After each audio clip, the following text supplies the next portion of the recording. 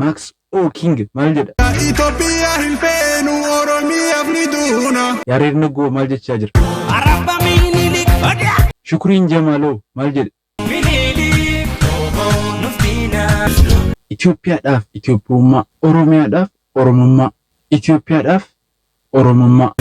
Shamaa ijoollee qashtii akkam nageenyi keessan badhaadhaa maaruffaa naan jedham bakka chaanalii kana nagaan dhuftan isiniin jecha ranta nagaa akka kireessa dheengaddaa viidiyoo tasin bashannansiisan ittiin bohaartan osoo hin ta'in gaaffii ajaa'ibaa isin qabadee dhiyaadheen jira. Akkuma lixa koo kana irratti isin gaafadhetti gaaffii walan sadan kana akkamitti deebisu artistoowwan Oromoo wanta jedhu waliin ilaalla. Ayyee artistiin Oromoo jireenya shifarraa'u kan weelluu Osoon jooruu roobee eessa tangoraa si dhabee. Osoon jooruu roobee eessa tangoraa si dhabee. jedhu sanaan beeknu dhiyeenya kana maal jedhe? Ilmaan Itoophiyaa wal ta'uu nu feesisa, wal ta'uu nu feesisa. Waaqni nu uume tokko nuti taanu kudha tokko waliin balleessinu dhiisi qankoo. Ayyee ittaan sina artiist Caalaa Bultum afaan irree kootii jedheen immoo dhiyeenya kana maal jedhe? Itti seenii falmii taayiraa yaadaba tiksidaan gaabiyaa heekkadhu Itoophiyaa dhaabbadhu Faardiyaa tiksidaan gaabiyaa. Sirba raayyaa ittisa biyyaatiif sirbame kana keessatti walaloo ajaa'ibaa tokkon arge. Oromoon guddaadhaa ormaaf hin jilbeeffatu dhalchus goota dhalchaa jedha. Jireenyaan kanaan hin xumurre ittaanse maal jedhe? Saafuu Oromummaa dabarsaa dhaloota diinni duruu kolfaa lama galaafata. Kana keessatti maal ilaalanii lachanuu diina qabu. Sila akkuma dhageenye Caalaan maal jedhee ture? Itti seenii falmii ta'ii raayyaa jabaa tiksi daangaa biyyaa eegi Itoophiyaa jedhee ture. Yareed Naguutti dabarra. Yareed Naguu akkuma beektan sirboota ajaa'ibaa baasuudhaan ni beekama. Dhiyeenya kana sirba kanaa baasee ture. Maal jedhe? Arabba Minilik odaa. Maal jedhe? Arabba Minilik odaa. Maal jedhe ammas?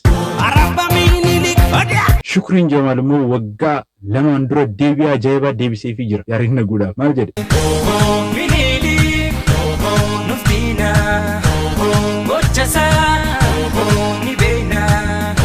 Sirba jireenyaatti isin deebisa.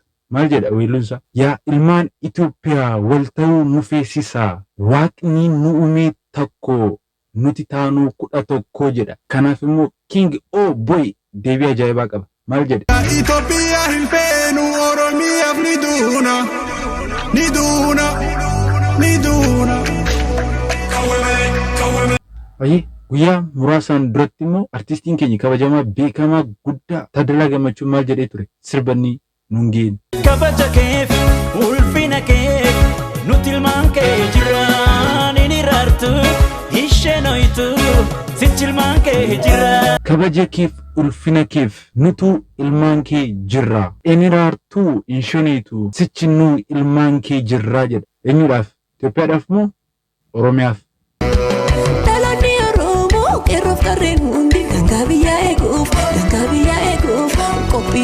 Ijoolleen Oromoo qeerruuf qarreen hundii daangaa biyyaa eeguu fi arraaf borillee jedha. Qophiidhaa yoomillee daangaa isa kam? Kan Oromiyaa moo kan Itoophiyaa? Gaaffii guddaa naa deebisaa koomentii jalatti. Itoophiyaadhaaf yoo ta'e Max O King maal jedha?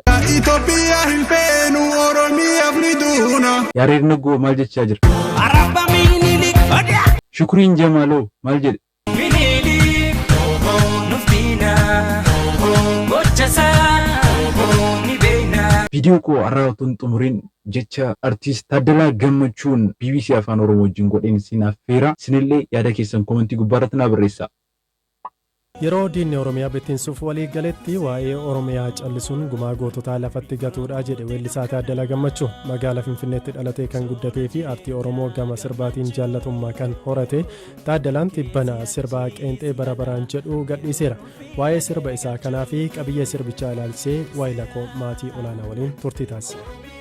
Goota kana inuman jira wanti sidinku keessa ana hoggaa kudhan baduu kiyya kanan bare gaafan sirba singilii kana baasuudhaaf yaalii godhu promooshinii isaa gaafan hojjedhu yeroo dheeraa baddeerta maal waan jedhu godhufe ani muuziqaa keessan ture waanan ta'eef yeroo hunda muuziqaan hojjechaa jira waanan ta'eef waanan fagaadhe natti fakkaatu ture amma nu gadde dhugummaa hoggaa kudhan guute ergan siidii kiyya baase sirba haaraa singilii tokko gadhiiseera hin gadda gara fuulduraatti lamaan tokko booda albama baasuudhaaf karoora qaba waaqa wajjin an amaluma kiyya ta'ee singilii kana ani badaa jaalladha dhugaa dubbachuudhaaf albaman baasaa yeroo baay'ee albama baasuudhaan beekamas kan inti jedhu seenaas qaba jedhee yaadu akkasumatti gaafa yaadu gaafa albama ta'ee waan taa'utu waan kaa'amu tokkochi guutuu ta'ee taa'ee yaadadhee amana waanan ta'eef kanaan yeroo baay'ee singilii baasuudhaaf yaadeen beeku egaa waanuma keessa jiru irraa ka'eetan baasuudhaaf dirqame jechuudha. Sirba kee tibba kana gadhiiste Oromiyaa faarsu sirba baay'ee bareedaadha namoota hedduun illee akka jaalatan miidiyaa hawaasummaa irratti illee baay'ee qoodaa jiru.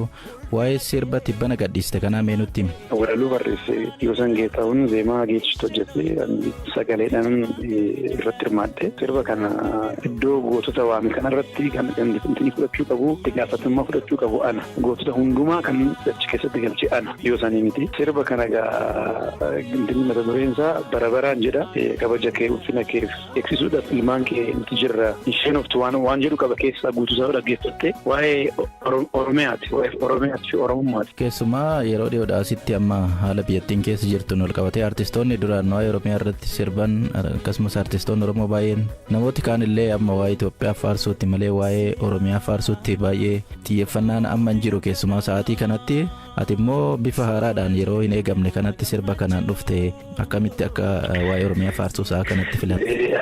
Yoo Oromiyaan jiraatte Itoophiyaan jiraachuu dandeessi. Kanaaf namni abbaan fee waan fe'aa jedhu ani garuu qooda kiyya ba'uun qaba qooda Oromummaa biyyi kun biyya guddaadha. Ani amma Oromiyaatu kana akka naannootti fudhatu namatu naannoo hidha malee yookaan seerattiin bulmaata biyyattiin qabdu irratti naannoo hidhamee kaa'ame malee kanaaf Oromiyaan biyya. Kanaaf halkanii guyyaa yoo ilaalte miidiyaa adda addaa irratti biyyi kun akka diigamuu namni nama uummanni jiru nama hedduutu kan diinni hedduutu yookaan murni hedduutu akka Oromiyaan kun bittinnooftu barbaada. Ifatti ba'anii namooti maqaa sii kaasuu hin danda'a. Wanti si diinku Oromiyaa diiguu qofaa muti Oromiyaa diiguu irratti walii galaniiru. San fixaniiru akka isaanitti. Garuu akkaataa kamiin diigamaa irratti haasa'aa jiru malee kana gaa keenyeen laallataanaan ilmaan Oromoo ta'anii waan biraa haasa'us barbaadee siyaasa haasa'uu barbaade sun ta'e gaafa sin balleessa yookaan sin ajjeessa albee sanatti kenni namni gaafa si jedhu albeetti hin qalamtu kaastee kennuudha kana ofirratti taa'anii ilaaluun cubbuudha. Haqa ilmaan Oromoo hedduun dhiigni isaanii irratti dhangala'ee lafeen itti caccabee gootawwan hedduu ilmaan qaqqaaliin biyya kanaaf wareegaman gumaa isaanii lafatti gatuudha. Waan kana taa'anii ilaaluun jedheetuman saa kanatti taa'uun sirrii miti jedhee waan kana dabba jechuudha. Gootonni Oromiyaa hedduu kaasteerta sirba kee kana irratti namoonni tokko tokko immoo akkuma atillee argite gootota bakka kanaan kaasne ka jedhu komiin tokko tokko hin jira waan san irratti maal jettaati? Gaafan waan akkasii dhaga'u badaa sirrifadhu namni gaa namuma kanaaf namootiin waan akkasii goonni naannoo kanaan kaanedhanii warra kaasan akka cubbuutti fudhadhu waanuma keenya waan ta'eef hin keeknedhaniiti waan akkasii kaasanii waan san sirreessuudhaafis waadaa galee galeessa galgala yoo ilaaltee bakka san sirreessine irra rakkina teeknikiiti malee durumaan ture wanni suni ani gaafan Taaddasa Durruu kaasu Waaqoon keessatti argaa gaafan Nadhii Gammadaa kaasu Abishee Garbaa yookiin goota Oromoo Hacaaluu keessatti argaa gaafan Hacaaluu kaasu immoo gootota Oromiyaa hundan keessatti ilaala. Ani ilma naannootii miti ilma gandatti amanuu miti ilma Oromoo ta'ee nama waan ta'eef goonni naannoo tokko Oromiyaa hundaaf goota. Hayilee Fidaa kaasanii Hayilee Fidaa bakka hundatti kan Oromooti. An Oromummaa fi Oromiyaa ija tokkoon ilaala. Biyya Waaqoo guutuu Oromiyaa gootni warqituu Oromiyaa qabna goota mirree Oromiyaa loof garaanirree Oromiyaa.